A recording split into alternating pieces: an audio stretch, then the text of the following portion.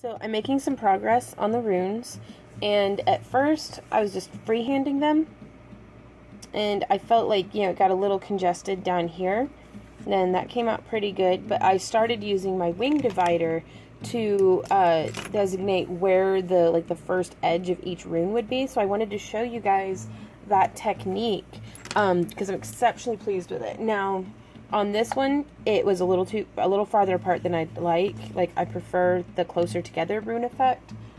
So I just brought my wing divider, brought the tips in closer, and then I'm just doing a very light dot.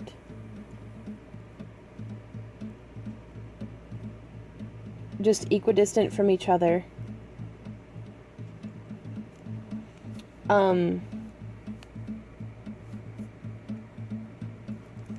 And on those dots, that will be where I center the rune as I'm drawing it. Like, do you see how that works?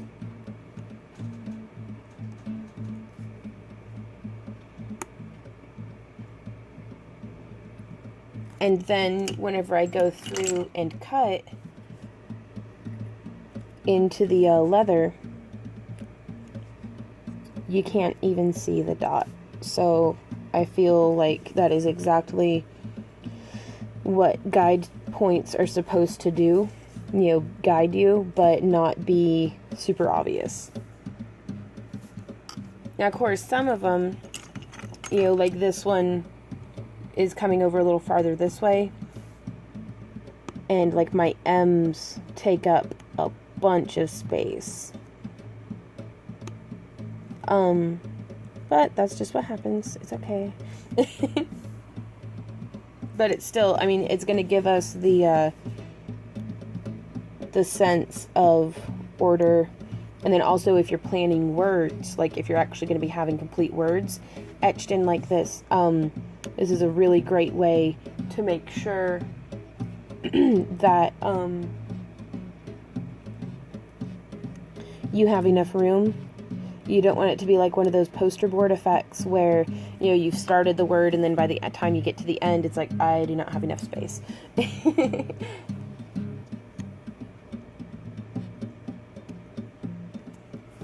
So I'm just coming through, carving in these runes, but I wanted to show y'all that trick with the wing divider because I feel like that's really going to be helpful to me, and hopefully it'll be helpful to you as well. Okay, so we have our bracers with all the runes etched, drawn and cut into the leather. I'm going to go through with Briar Brown EcoFlow Highlight Color Stain. This is slightly different from the antique gels, but it has a really nice effect. I'm just going through with my brush. And a wiser person would wear gloves, so I'm gonna put some gloves on. I can never tell what's right side out or okay, yeah.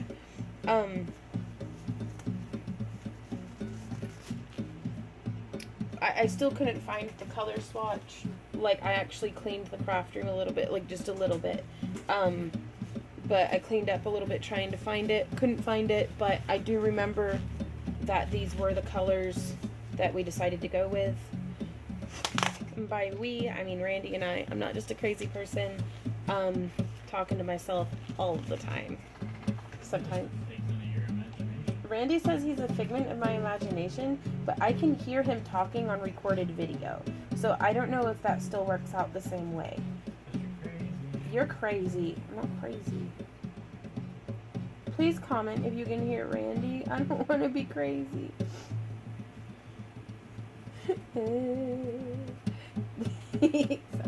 Okay, so yeah, so I'm just dipping the brush, and I wanted a really controlled deposit of the color. And also, this is a very old bottle of dye. I got this, like maybe at least 3 years ago, if not longer, at like Hobby Lobby or something. So I don't even know if Tandy still carries this color. And I'm getting down in all the little nooks and crannies of the runes. Because even though I am going to be filling in with a, excuse me, filling the runes in with that blue nail polish, I do still want a nice antique effect for when the nail polish dries and settles in. I don't want to risk there being any unvarnished leather or unstained leather poking through. And this is something that I do enjoy the brush for, because I can get down in there in the little nooks and crannies.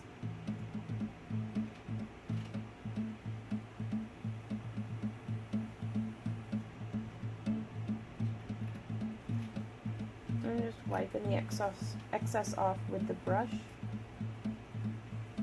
This also would be a great opportunity if you wanted to block, which is basically just rubbing over the tops and not getting down into the nooks and crannies. This is not something I would normally recommend doing with a brush, because sometimes it'll still get down in there, but that makes it stand out pretty well too. So you've got options. You don't have to just do it the way that you're seeing me do it. You know, experiment, get creative, have fun.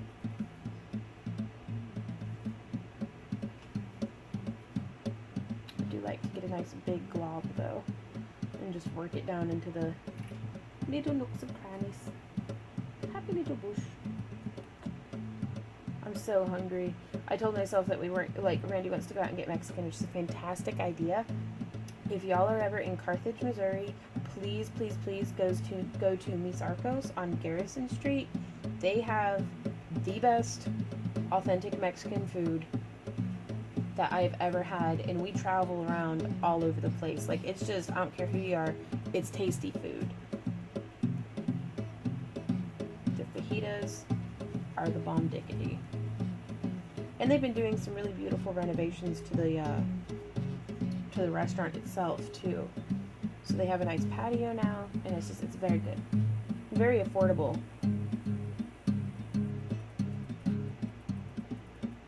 I mean, Randy and I can eat there for like $30, and that's with getting like a large cheese dip. And the servings are so large that we get leftovers from it. And I feel like for actual food, for short of buying groceries, $30 for 2 complete meals that I did not have to cook or clean up after is a pretty sweet deal. Like, I'll take that any day. And the staff is really nice too.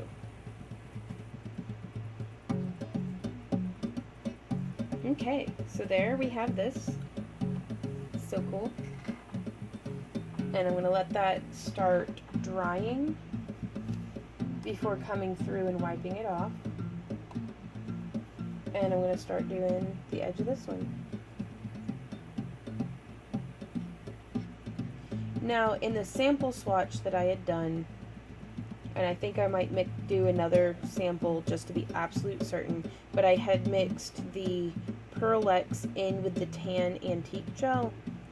This time I don't think I'm going to do that. I think I'm going to do the tan antique gel first, and then touch up with the Pearl X pigment, not Pearl X, just the Pearl water-based EcoFlow dye.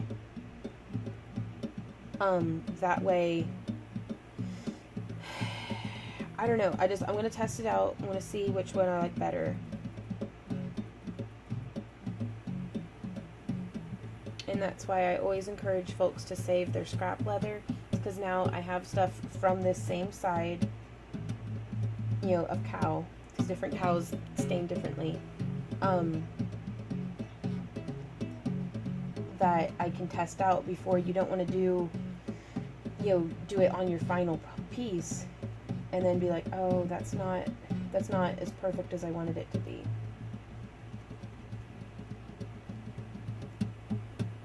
That, and I do save all of my test samples. I always write on the backs of them what it was exactly that I had done.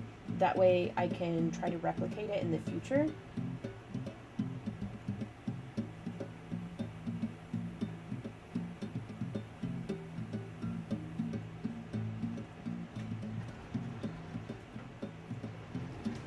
So I'm going to finish this up and then I'll get back with you guys shortly. So I've done the border on the racers. Got that antique gel all down into the runes and stuff. And now I'm going to go through with my tan antique gel. A big old glob. It's probably a little too much. I'm going to pour some back into the bottle. Yeah, just a nice big old glob. And then I'm going to rub it around. And I've let the first layer of highlight, I've let it dry already. So I don't want to like reanimate, rehydrate the antique dye and have the briar brown blend into the dirt tan that I'm doing right now. And then also on this one, I do want to put some around onto the back side. So I flip it over and just try to do it real quick. Because this won't be pressing up against my skin, but there is going to be a risk of the edges showing from underneath. And so I really wanted like just a nice even coat of dye on this back side. Just trying to get it in all the little nooks and crannies. And then normally I'd recommend to make absolutely freaking sure that you have the waxy side of the parchment paper. That way the paper does not stick to the tan dye. And now I'm done. I'm going to come through, put some water in my paper towel, and buff it up.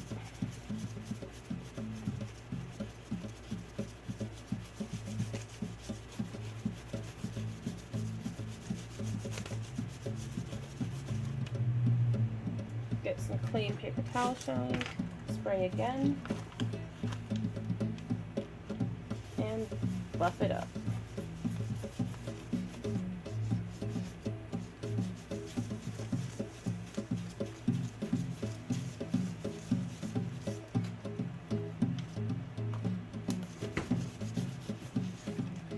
I'm going to go through and clean up the edges, so I just don't want globs of antique gel hanging out anywhere where it's gonna like rub off or stain extra dark or anything like that.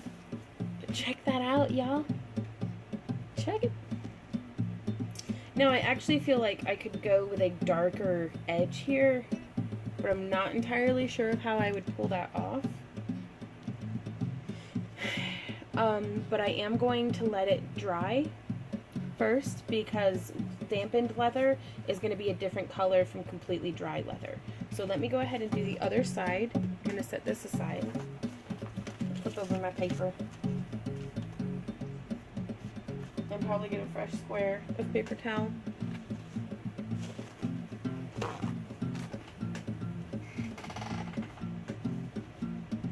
Okay, I don't need it folded just yet. I'm going to get a big old glob in my hand. And then you just start rubbing it around. You want it to settle down into all those little nooks and crannies.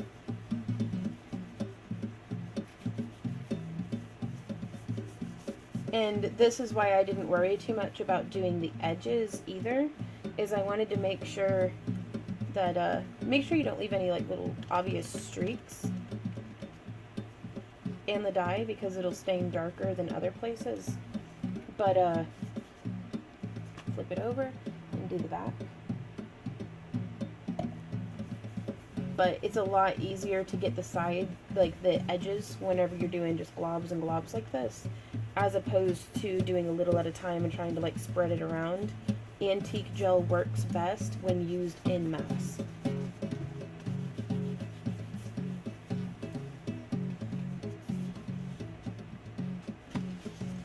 Wiping the excess off my hands. I'm going to do a quick, just a light wiping down of the back side. That's a pretty cool effect. Squirt, squirt. Yum. And then you're just buffing it off. Buffing off all that extra stain. Rubbing it in helps seals the pores of the leather.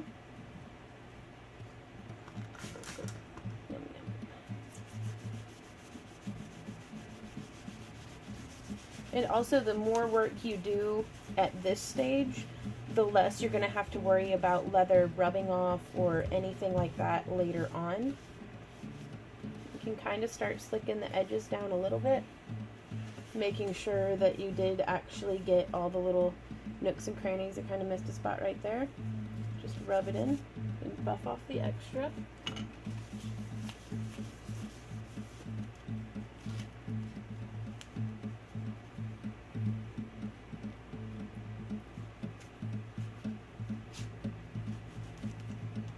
If you miss any spots on the edges, just fill it in. And make very carefully sure that you did not leave any fingerprints on the stain on the front side. You want that all to be nice and buffed up. And then while this dries, I'm gonna go eat some Mexican food, so I'll see y'all around.